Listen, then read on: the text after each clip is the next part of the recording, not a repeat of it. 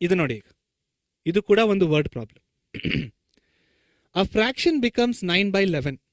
ಅ fraction becomes 9/11. Fraction ಅಂದ್ರೆ ಏನು? ಒಂದು ಭಿನ್ನ ರಾಶಿಯ ಅಂಶ ಮತ್ತು ಛೇದಗಳೆರಡಕ್ಕೂ ಎರಡನ್ನೂ ಸೇರಿಸಿದರೆ ಆ ಭಿನ್ನ ರಾಶಿ 9/11 ಆಗುತ್ತದೆ. ಒಂದು ಫ್ರಾಕ್ಷನ್ ಅಂದ್ರೆ ಏನು ಸ್ಟೂಡೆಂಟ್ಸ್? ನ್ಯೂಮರೇಟರ್ ಇರುತ್ತೆ, ಡಿನಾಮಿನೇಟರ್ ಇರುತ್ತೆ. That is called as a fraction. Okay, a fraction becomes 9/11 if 2 is added to both numerator and denominator. If 3 is added to both numerator and denominator, it becomes 5/6. Find the fraction.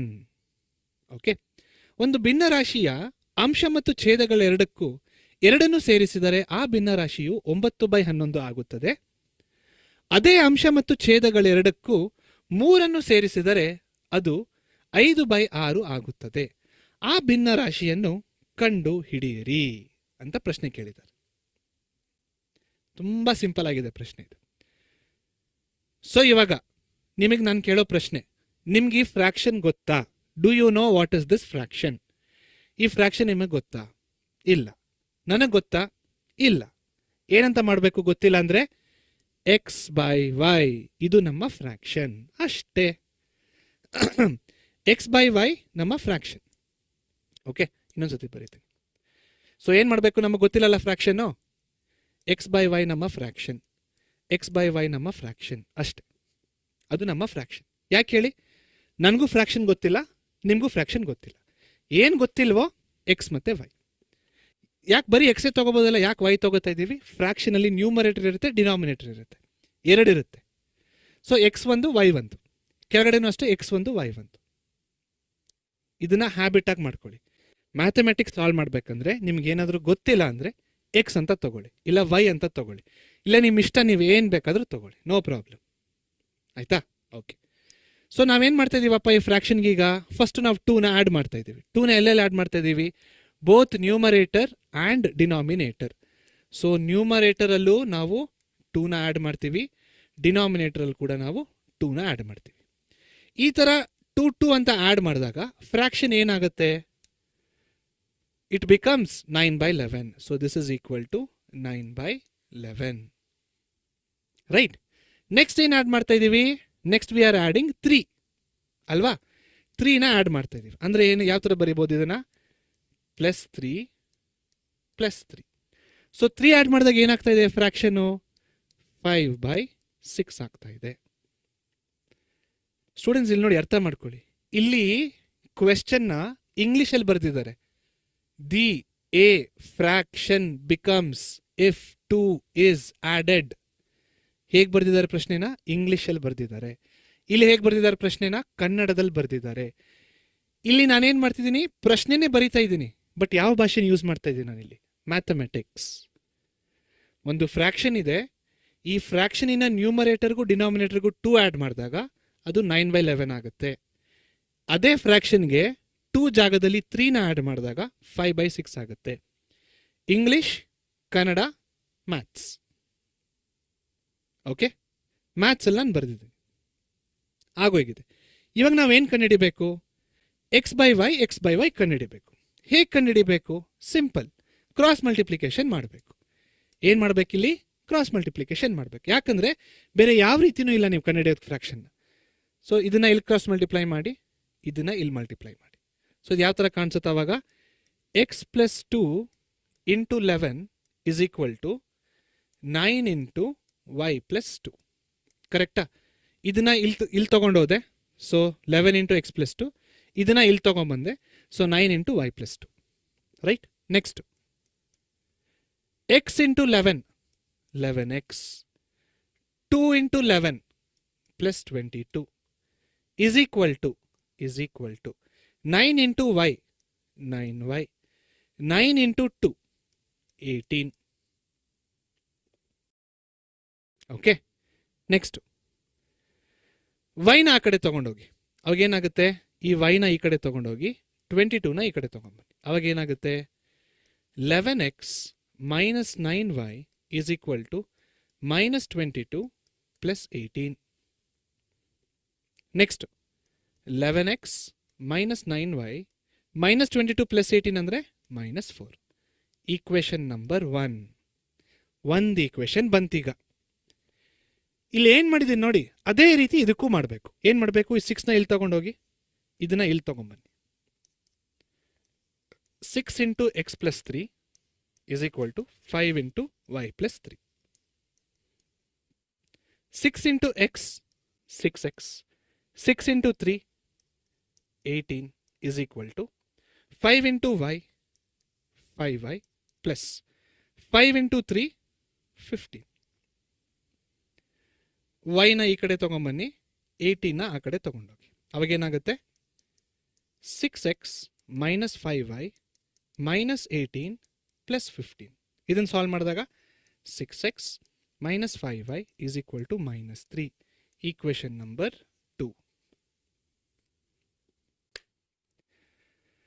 ಬಂತ ಎರಡು ಈಕ್ವೇಶನ್ನು ಅಷ್ಟೇ. ಇವಾಗ ಏನು ಮಾಡಬೇಕು, ಯಾವುದಾದ್ರೂ ಒಂದು ಈಕ್ವೇಶನ್ನ choose ಮಾಡಿ. Choose ಮಾಡಿರುವ ಈಕ್ವೇಶನಲ್ಲಿ ಎಕ್ಸ್ ಅಥವಾ ವೈ ಅಂತ ಚೂಸ್ ಮಾಡಿ. ಆ ಎಕ್ಸ್ ಅಥವಾ ವೈನ ಕಂಡುಹಿಡೀರಿ. ಯಾವ ಈಕ್ವೇಶನ್ ಚೂಸ್ ಮಾಡೋಣ, ನಿಮ್ಮಿಷ್ಟ.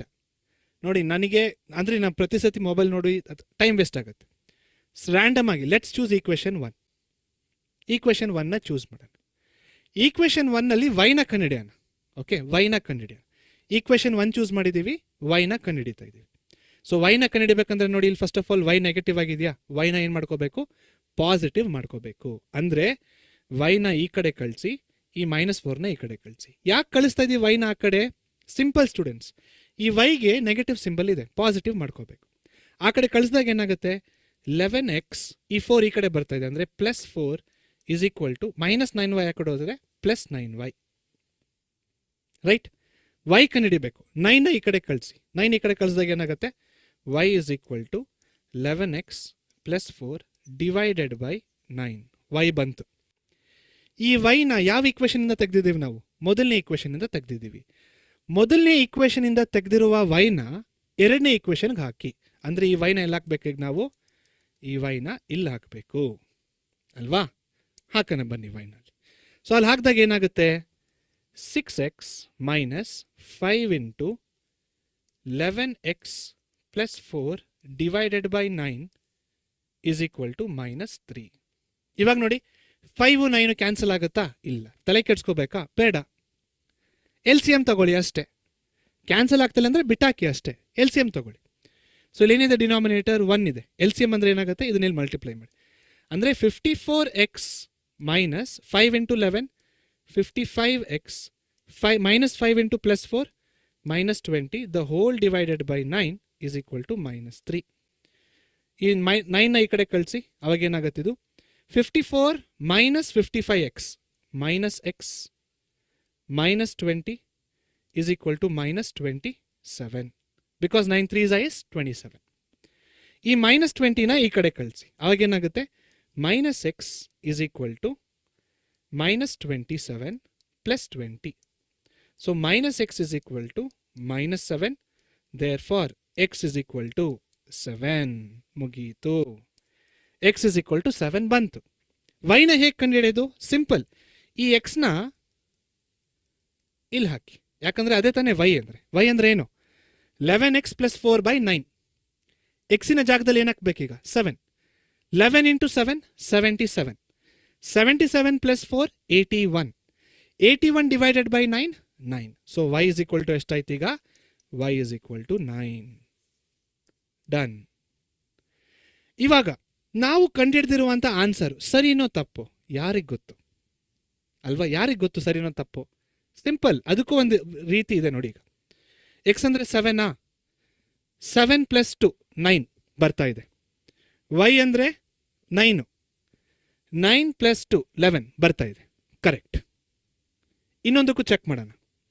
ಎಕ್ಸ್ ಅಂದರೆ 7, 7 plus 3 ಎಷ್ಟು? 10 ಡಿವೈಡೆಡ್ ಬೈ 9. ವೈ ಅಂದರೆ 9, ಕರೆಕ್ಟಾ? ವೈ ಅಂದರೆ 9. 9 plus 3 12. 2 5s are 10, 2 6s are 12. 5/6 ಬರ್ತಾ ಇದೆ. ಅಂದರೆ ಇಲ್ಲಿ ನಾವೇನು ಕಂಡುಹಿಡಿದಿದ್ದೀವೋ ಅದು ಕರೆಕ್ಟ್ ಆಗಿದೆ ಅಷ್ಟೇ. ಡಿವೈಡ್ ಆಗ್ತಾ ಇಲ್ಲ, ತಲೆ ಕೆಡ್ಸ್ಕೊಳ್ಳೋಕೆ ಹೋಗಬೇಡಿ. LCMನ ತೆಗೀರಿ. LCM ತೆಗೆದು ಸಿಂಪ್ಲಿಫೈ ಮಾಡಿ. ಯಾವಾಗ ಗೊತ್ತಾ ಇದು ಕಷ್ಟ ಆಗೋದು ನಿಮಗೆ ಎಲ್ ಸಿ ಎಮ್ ಬರಲ್ಲ ಅಂದರೆ, ಫ್ರ್ಯಾಕ್ಷನ್ಸ್ಗಳ ಎಲ್ ಸಿ ಎಮ್ ಬಂದಿಲ್ಲ ಅಂದರೆ, ಫ್ರ್ಯಾಕ್ಷನ್ಸ್ಗಳನ್ನ ಆ್ಯಡ್ ಮಾಡೋಕ್ಕೆ ಬಂದಿಲ್ಲ ಅಂದರೆ, ಫ್ರ್ಯಾಕ್ಷನ್ಸ್ಗಳನ್ನ ಮಲ್ಟಿಪ್ಲೈ ಮಾಡೋಕ್ಕೆ ಬಂದಿಲ್ಲ ಅಂದರೆ, ಆವಾಗ ಭಯ ಆಗುತ್ತೆ ಇದನ್ನು ನೋಡಿದ್ರೆ, ಹೆಂಗಪ್ಪ ಮಾಡೋದು ಇದನ್ನು ಅಂತ. ಸಿಂಪಲ್ ಆಗಿದೆ students. Maths is a very simple subject. ನೀವು ಬೇಸಿಕ್ಸ್ನ ಜಾಸ್ತಿ ಸ್ಟ್ರಾಂಗ್ ಮಾಡ್ಕೋಬೇಕಷ್ಟೆ. ಓಕೆ, ಸೊ ಇವಾಗ ಚಾಟಲ್ಲಿ ತಿಳಿಸಿ ಎಲ್ಲರಿಗೂ ಅರ್ಥ ಆಯ್ತಾ ಇದು ಅಂತ. ನಾನು ಸೈಡಿಗೆ ಹೋಗ್ತೀನಿ, ಸ್ಕ್ರೀನ್ಶಾಟ್ ತಗೊಳ್ಳಿ.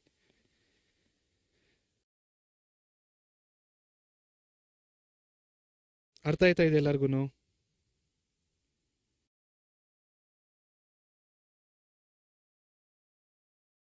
Can we solve this by multiplication? ಸರಿ, elimination method yes. Sahana yes ಅಂತ ಇದ್ದಾರೆ. Shashidhar did not understand. Elimination ಅರ್ಥ ಆಗಲಿಲ್ಲ. ಇದು ಎಲಿಮಿನೇಷನ್ ಅಲ್ಲ, ಸಬ್ಸ್ಟಿಟ್ಯೂಷನ್ ಇದು. ಮತ್ತೆ ಹೇಳಿ. ಶ್ಯಾಮ್ ಪ್ರಾಬ್ಲಮ್ ಹಾಕು, ನಾನು ಸಾಲ್ವ್ ಮಾಡ್ತೀನಿ. Okay, not understand sir, explain once again.